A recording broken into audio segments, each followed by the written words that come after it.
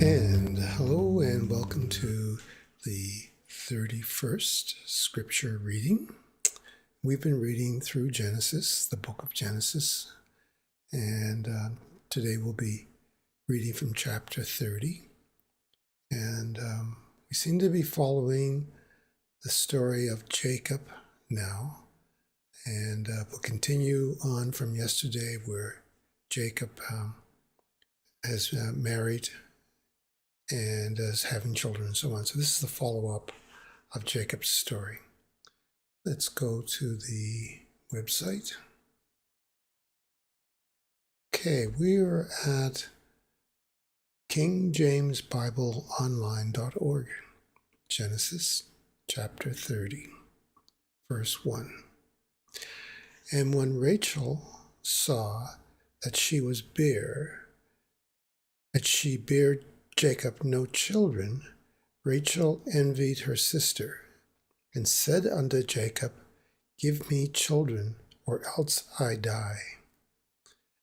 And Jacob's anger was kindled against Rachel, and he said, Am I in the Lord's stead?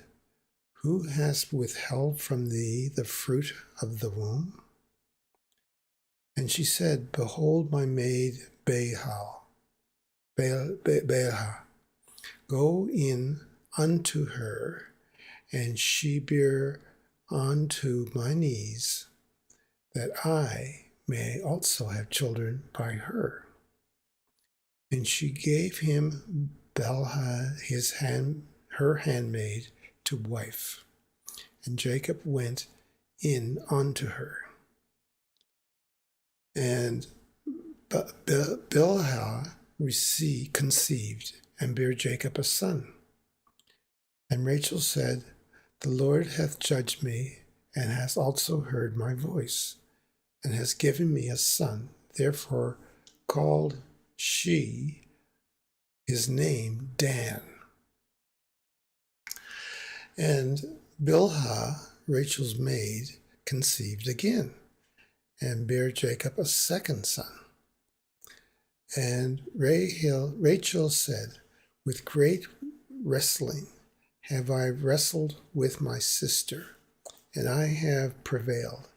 And she called his name Nahtal. And when Leah saw that she had left bearing, she took Zilpah, her maid, and gave her Jacob to wife. And Zilpah, Leah's maid, bare Jacob a son. And Leah said, A troop cometh, and she called his name Gad. And Liphrah, Leah's maid, bare Jacob a second son. And Leah said, Happy am I, for the daughters will call me blessed. And she called his name Asher. And Reuben went in the days of wheat harvest, and found mandrakes in the field, and brought them in unto his mother Leah. And Rachel said to Leah, Give me, I pray thee, my son's mandrakes. And she said unto her, Is it a small matter that thou hast taken my husband? And wouldst thou take away my son's mandrakes too? And Rachel said, Therefore he shall lie with thee tonight, for thy son's mandrakes. And Jacob came out of the field in the evening, and Leah went out to meet him, and said, Thou must come in unto me, for surely I have hired 3 with my son's mandrakes. And he lay with her that night. And the God hearkened unto Leah, and said, Conceived, and bare Jacob a 5th son. And Leah said, Lord hath given me hire, because I have given my maiden to my husband, and called his name Issachar. And Leah conceived again, and bare Jacob the sixth son. And Leah said, God has endued me with a good dowry. Now will my husband dwell with me, because I have borne him 6 sons. And she called his name Zebulun. And afterwards she bare a daughter, and called her name Dinah. And the Lord remembered Rachel, and the Lord hearkened her, and opened her womb. And she conceived, and bare a son, and said, Lord has taken away my reproach. And she called his name Joseph, and said, the Lord shall add to me another son. And it came to pass, when Rachel had borne Joseph, that Jacob said unto Laban, send me away, that I may go unto my own place and my country.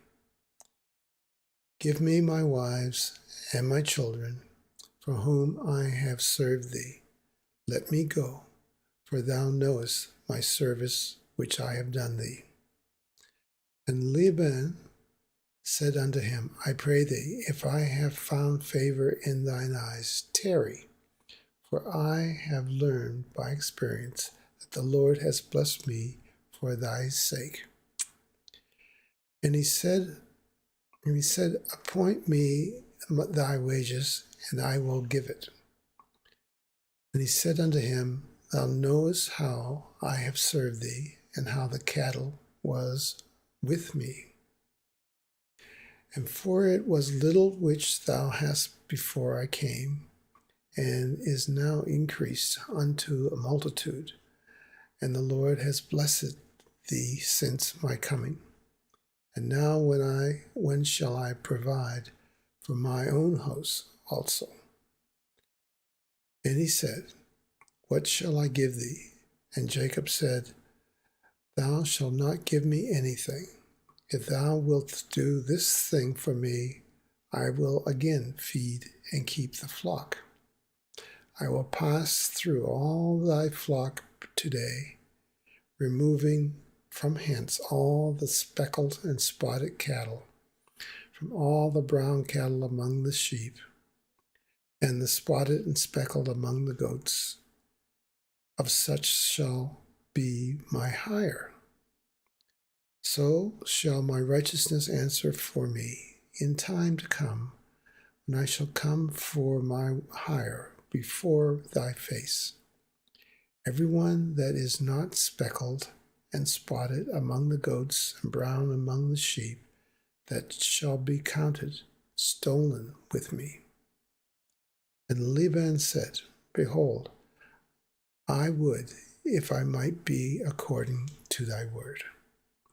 And he removed that day the he-goats that were ring-shacked and spotted, and all the she-goats that were speckled and spotted, and every one that had some white in it, and all the brown among the sheep, and gave them into the hand of his sons. And he set 3 days' journey betwixt himself and Jacob fled the rest of Laban's flocks. And Jacob took him rods of green poplar and to the hazel and chestnut tree, and pulled white stakes in them, and made the white appear which was in the rods. And he set the rods which he had pilled before the flocks in the gutters, in the watering troughs, when the flocks came to drink, that they would conceive when they came to drink. And the flocks conceived before the rods, and brought forth cattle ring-staked, speckled, and spotted. And Jacob did separate the lamb and set the faces of the flock toward the started, and all the brown in the flock of Laban. And he put his own flocks by themselves and put them onto Laban's cattle. And it came to pass, whensoever the stronger cattle did conceive, that Jacob laid the rods before the eyes of the cattle in the gutters, that they might conceive among the rods. And then the cattle were feeble, and when the cattle were feeble, he put them not in. So the feebler were Laban's, and the stronger were Jacob's. And the man increased exceedingly, and had such cattle and maid servants, and men servants, and camel, and asses. Okay. Story seemed to have at least two different strains to it. Some interesting little tidbits in there. Let's see if we can pull a few out that we can maybe discuss at some later point. So let's go back to the text. Again, in verse 1, it identifies who we're talking about. We're talking about Rachel and the fact that she didn't bear any children. So she was upset and got into a bit of an argument with Jacob.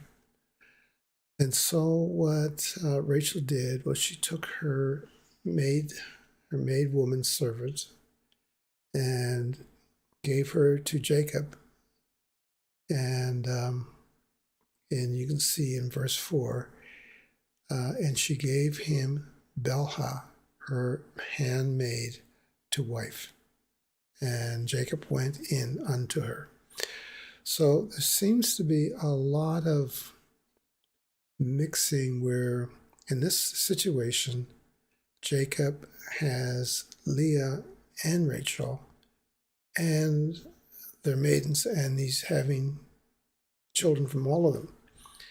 So in this case, Rachel, servant, starts having children, and Leah saw that this was going on, and she said, well, I'm going to get Jacob to have children with my handmaid. So in verse 11, Leah said, the troop cometh, and she called him Gad. So she had a child from her maidservant.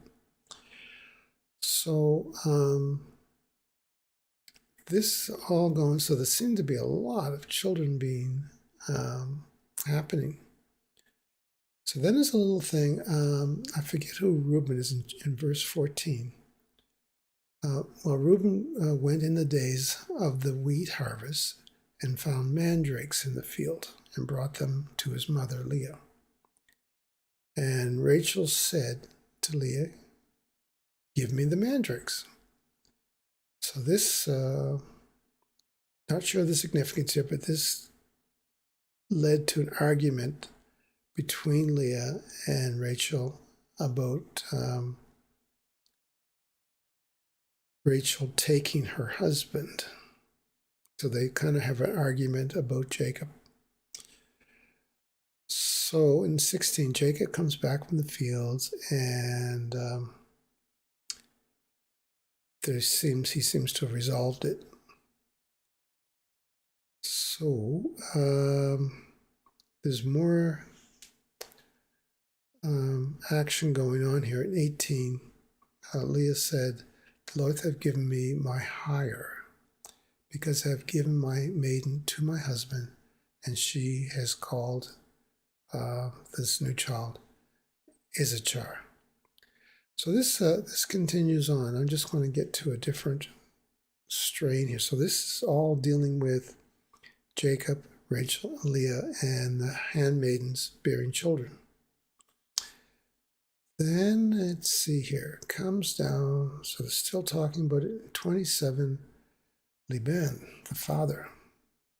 starts to get involved here. And okay, so it is in 26 that Jacob says, I want to leave. Give me my wives and my children, and I've served you long enough. I want to go. And Laban says, no, I want you to stick around. So there's a whole discussion here about, well, what would it get you to stay? I have to pay you more. What's the story?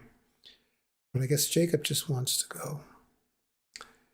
So this continues, and then there's this whole section about cattle being separated, and the flocks and so on.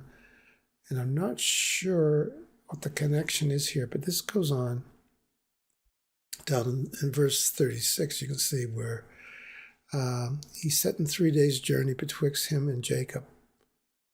And Jacob fled the rest of Laban's flocks, fed the rest of his flocks. So they're still dealing with this, separating the flocks. I may have to go and find what this is all dealing with. It all wraps up in verse 23, indicating that the man increased exceedingly and had such cattle and maid servants and so on. So the man he's referring to here is, I believe, Laban. No, it says in 42 that the weaker, feebler of the cattle went to Laban, and the stronger went to Jacob. So a little bit of trickery here that Jacob was able to build up his strength. Anyway, that bit of detail about Jacob seems to be always involved in some kind of trickery and so on. But let's see here in the next chapter, chapter 31, where the Jacob gets to go home. It's been a few years now, and he has a lot of children. So we'll see you tomorrow, and we'll take a peek at chapter 31. Thank you for joining me.